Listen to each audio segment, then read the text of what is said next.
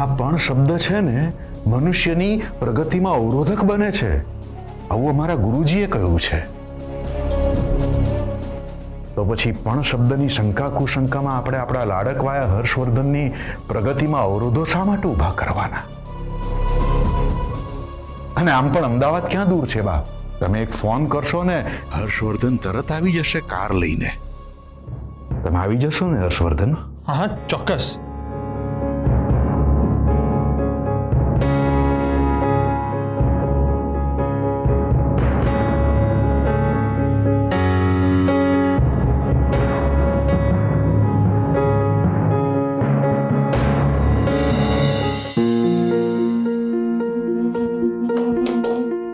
અને કઈ ભાષામાં કહેવાનું?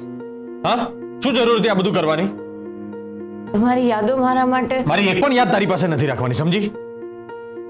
અને મારું લીધેલું કોઈ પણ ડિસિઝન ચેન્જ કરવાનો તને બિલકુલ અધિકાર નથી. પ્લીઝ કહું છું તને, પ્લીઝ પ્લીઝ મારાથી દૂર રહે. કારણ કે તું જેટલી મારી નજીક આવે છે ને એટલી મને તકલીફ થાય છે. હું તો ફક્ત તમારા માટે. શું મારા માટે?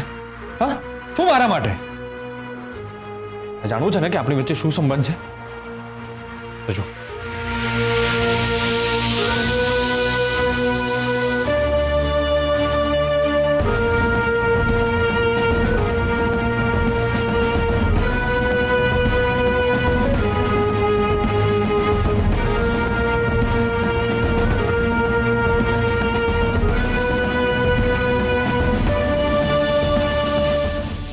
દિગ્વિજય, દશરથભાઈએ કહ્યું કે વિક્રમસિંહ આવ્યા હતા.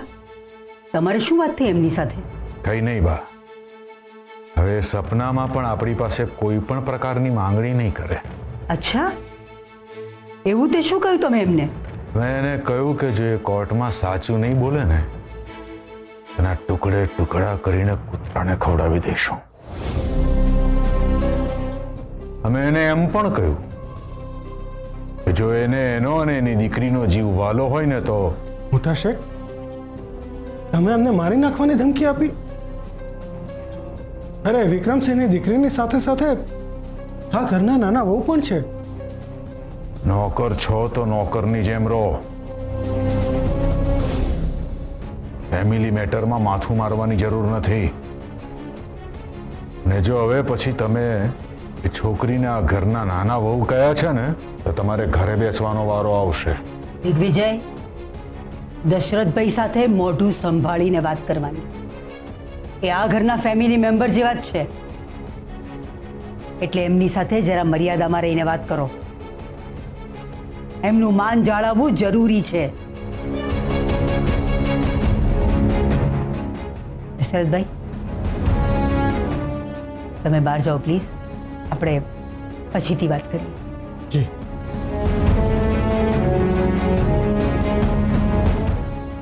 બા, કોની સાથે ક્યારે કેવી રીતે વાત કરવી એની પાક્કી સમજણ છે અમારામાં. તાજો જ દાખલો લો ને વિક્રમસિંહનો.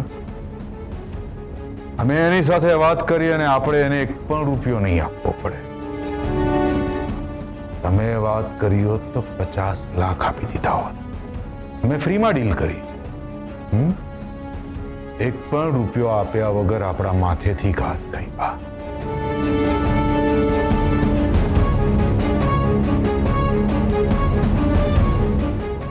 અને બીજી અગત્યની વાત બા, રિટાયર્ડ થવાનો વિચાર માત્ર દશરથભાઈએ કરવો પડે એવું નથી. હા, આપણા શાસ્ત્રોમાં પણ કહ્યું છે, પહેલા ગૃહસ્થાશ્રમ, પછી વાનપ્રસ્થાશ્રમ, પછી સંન્યાસાશ્રમ. કોઈ આપણને રિટાયર્ડ કરે ને એ પહેલા આપણે જાતે જ રિટાયર્ડ થઈ જઈએ સારું બા. તમારા બીજા બંને દીકરાઓની તો અમને ખબર નથી, પણ અમે બધું સંભાળવા માટે સમર્થ છીએ. અને આ માટે અમારે કોઈની પરવાનગી લેવાની પણ જરૂર નથી. અમે બધું જ સંભાળી રહ્યા છીએ.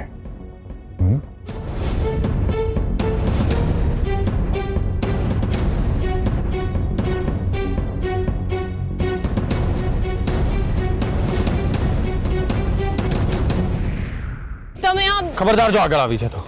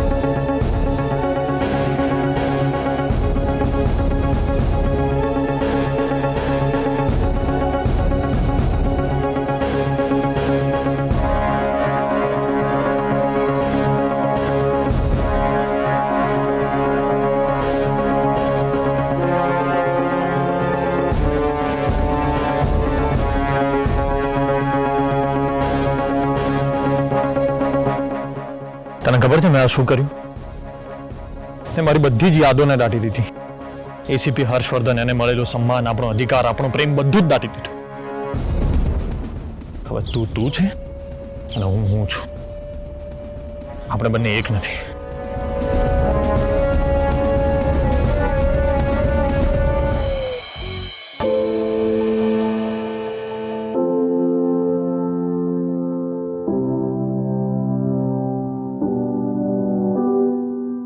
તું ભાઈ અમદાવાદના વિચાર કરી રહ્યો છે? આવ. અર્જુનભાઈ જય સોમનાથ. હાલો લિટલ ભાભી. ભાઈ હું તો ભાભી સાથે વાત કરી શકું ને? અર્જુન, હું બિલકુલ મજાકના મૂડમાં નથી અત્યારે. Okay my mistake. પણ આઈ નો કે તારો મૂડ મજાકના મૂડમાં આવતા હજી ઘણી વાર લાગશે. પણ હું તારા માટે તારી ભાવતી વાનગી લઈને આવ્યો છું, અને એ પણ મારા ઢાબા પરથી.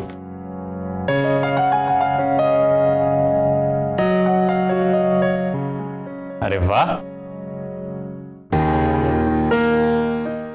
એક નથી ખાવાની, આ બધી જ તારે ખાવાની છે. હા, અને મારી જલેબીની પબ્લિસિટી પણ કરવાની છે.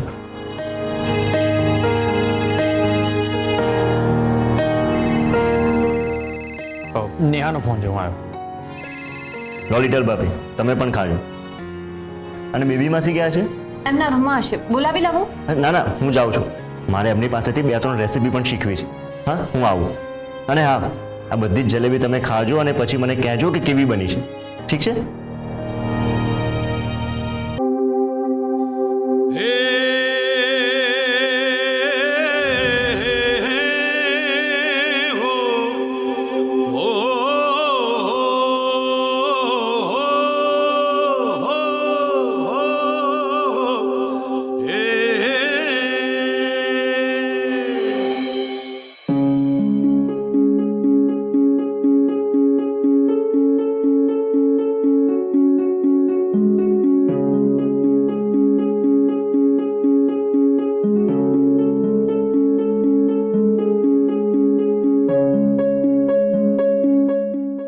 વાત થઈ ને આ સાથે? હા, પૂછી દે ક્યારે આવે છે અમદાવાદ. એનીવે, અમદાવાદ જાય ત્યારે મને કહીને જજે. હા, લગ્નની જેમ સરપ્રાઈઝ ના આપતો. ચાલો નીકળું. Good night. અર્જુન, મારે તારી સાથે ઇમ્પોર્ટન્ટ વાત કરવી છે. બોલ. અનઇમ્પોર્ટન્ટ માણસ સાથે શું ઇમ્પોર્ટન્ટ વાત કરવી છે? આમ તો મને ખબર જ છે કે તું મારી વાત નહીં જ માને, પણ એક ભાઈ તરીકે રિક્વેસ્ટ કરું છું. ભાઈ, આ ઘરમાં તો એક જ એવો વ્યક્તિ છે ને જે મને રિક્વેસ્ટ નહીં પણ હુકમ કરી શકે છે. બાકી બીજા બધાની તો રિક્વેસ્ટ આપણે પામતા પણ નથી. બોલ. તને તો ખબર જ છે કે હું અમદાવાદ જવાનો છું. તો મારા અમદાવાદ ગયા પછી તું અહીંયા રહેવા આવી જા ને. એના કરતાં મને લોકઅપમાં નાખી દે, મને ત્યાં વધારે ફાવશે. એમ નહીં, પણ હું જઉં અહીંથી એના પછી કોઈક તો જોઈશે ને જે મારી જગ્યા લઈ શકે. એટલે કહું છું કે તું અહીંયા રહેવા આવી જા, સારું લાગશે. કોને સારું લાગશે? મને જ ને, બીજા કોને? ઓકે. અને હું અહીંયા રહેવા કોના માટે આવું? બા માટે. બા માટે? અરે ભાઈ, તું તો સાપ અને નોળિયાને એક જ થાળીમાં જમાડવાની વાત કરે. તને ખબર છે કે બા માટે તું અહીંયા રહેવા માટે આવું જ નહીં, તો પણ તું આવું વિચારે છે. તો બેબી માસી માટે આવી જા, મારા ગયા પછી એકલા પડી જશે. બેબી માસી કેમ એકલા પડી જશે? અને બેબી માસી તો એકલા પાણા પણ રમી શકે છે. અને બેબી માસીની સૌથી મોટી કંપની મારા લિટલ ભાભી છે જ એમની સાથે. તો પછી આ રીઝન પણ કેન્સલ. ભાઈ, જલેબી લઈને હું આવ્યો છું અને ગોળ ગોળ વાતો તું કરી રહ્યો છે. મને ખબર છે કે તું નહીં બોલે, એટલે હું જ બોલી દઉં છું. મને ખબર છે કે તું અમદાવાદ જઈશ ને તો આ ઘરમાં એક જ વ્યક્તિ છે જે એકલી પડી જશે, અને એ છે કેસર ભાભી. ભાઈ, અને કેસર ભાભીની ચિંતા થઈ રહી છે એટલા માટે તું મને અહીંયા રહેવા માટેનું કહે છે. પણ એ વાત મારે તારા મોઢેથી સાંભળવી છે. ના, એવું કંઈ નથી. તો સોરી, જ્યાં સુધી તું તારા મનની વાત નહીં કહે ને ત્યાં સુધી હું અહીંયા રહેવા માટે નહીં આવું. ઠીક છે, તારી મને. કેમકે મને ખબર જ હતી કે તું મારી વાત નહીં જ માન. ના ભાઈ, મેં એવું નથી કહ્યું કે હું તારી વાત નહીં માનું, પણ તું મને જેના માટે અહીંયા રહેવા આવવા માટેનું કહે છે ને, મારે એનું નામ તારા મોઢેથી સાંભળવું છે. તો નથી લેવું મારે એનું, નહીં લઉં. અને એવું નથી કે મને એની ચિંતા છે. ઓકે, બાકી તારે જે સમજવું એ સમજ.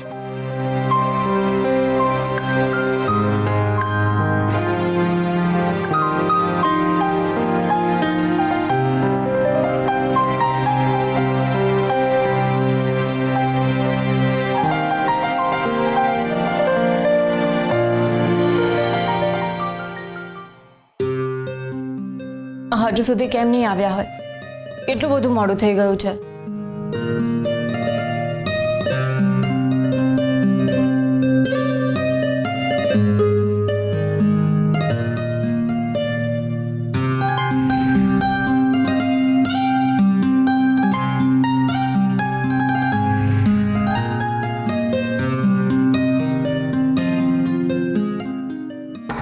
હર્ષવર્ધન, ક્યાં છે હર્ષવર્ધન? સાસુમાં, તમારે કાંઈ કામ છે? અમારે તમારું કાંઈ જ કામ નથી, અને આ જીવન નહીં પડે. હર્ષવર્ધન ક્યાં છે? એ ક્યાંક બહાર ગયા છે. બહાર? આટલી રાત્રે ક્યાં ગયા છે? મને કાંઈ કહીને નથી ગયા. ત્યાંથી કહેવા માટે તમારી ઉપર વિશ્વાસ જોઈએ ને, કારણ કે તમે વિશ્વાસઘાતી છો. તમને સમજ પડે છે કે હર્ષવર્ધન તમને એવોઇડ કરી રહ્યા છે, અને એટલા માટે જ એ ઘરની બહાર રહે છે, અને એમણે હવે તો અમદાવાદ જવાનો પણ નિર્ણય કરી નાખ્યો છે. હર્ષવર્ધન આ ઘરથી દૂર જઈ રહ્યા છે, અમારાથી દૂર જઈ રહ્યા છે. એક માંથી એના દીકરાને દૂર કરી રહ્યા છો, એનો તમને શ્રાપ મળશે, શ્રાપ. મોટી બેન, બેબી માસી, હું એમને ગાર્ડનમાં જોઈને આવું છું.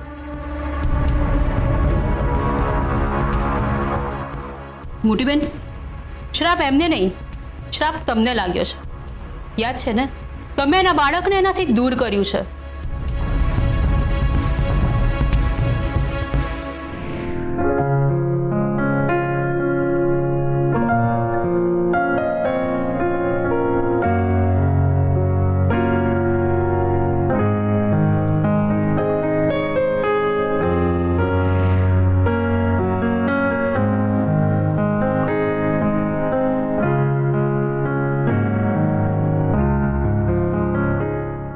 શું થયું નાના શેઠણી?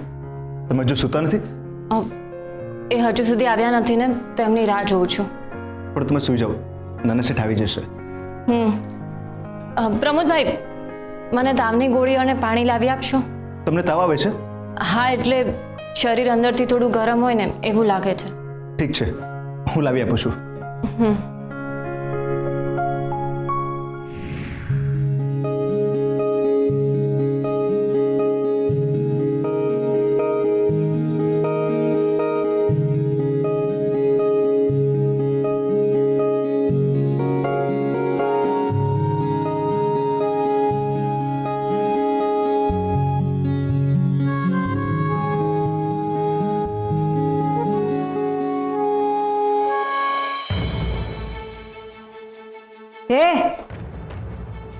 અડધી રાતે ક્યાં જાય છે? બહાર. એ તો અમને દેખાય છે કે તું બહાર જાય છે. અને હાથમાં શું છે? દવા છે નાના શેઠાણીને આપવા માટે. દવા? હા, નાના શેઠાણી તાવ આવી રહ્યો છે. નાના શેઠ કંઈક બહાર ગયા છે એટલે એમની રાહ જોઈ રહ્યા છે. મેં એમને કહ્યું તમે અંદર આવીને બેસો, એટલે તમે બહાર ના બેસો, પણ એ માન્યા જ નહીં. શું તાવ? હા, નાના શેઠાણીને તાવ આવી રહ્યો છે. એક મિનિટ, ક્યાંય નથી જવાનું તારે. અંદર જા, બીજા કામ પતાવો. જાઓ, જા અંદર જા.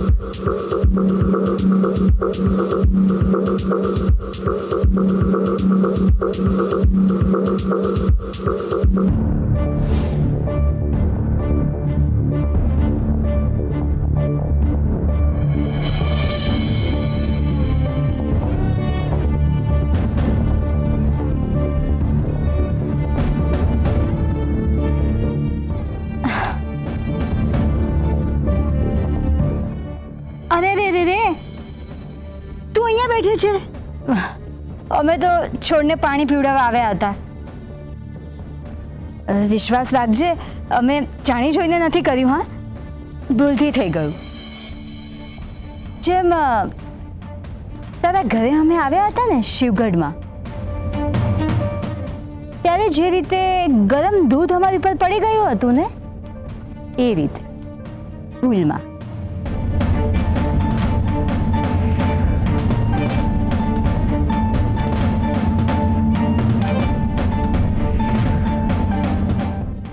યાદ આવ્યું કે નહીં? સારું છે પાણી ઠંડુ હતું, તે ફેંકેલા દૂધની જેમ ગરમ નહોતું. બાકી ગરમ દૂધ શરીર ઉપર પડે તો કેવું દજાય છે એની તને કેવી રીતે ખબર પડે?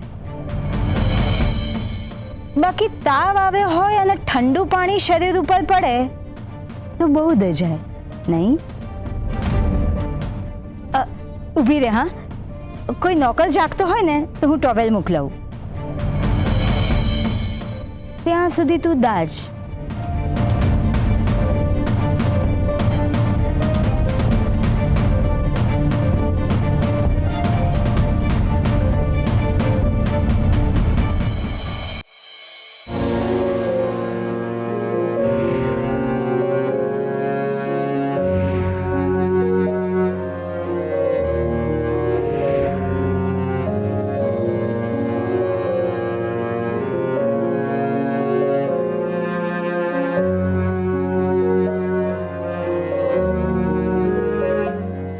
અહીં શું કરતી હતી?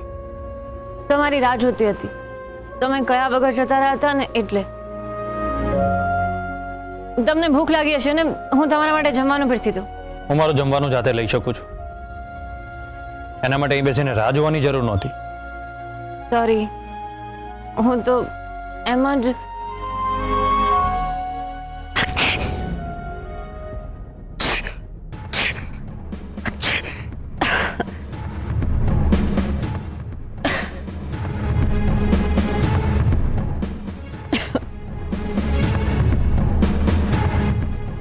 પલડી છે?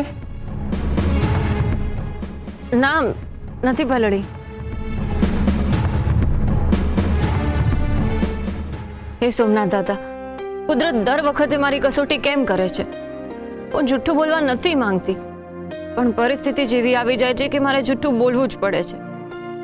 હું જો આજે સાચું કહી દેત તો વેદિકા ભાભી અને આમના વચ્ચે બહુ મોટી બોલાચાલી થઈ જાત. એવું ના થાય એટલે મારે ફરી જૂઠું બોલવું પડ્યું. પ્લીઝ મને માફ કરી દેજો. પ્લીઝ સોમનાથ દાદા.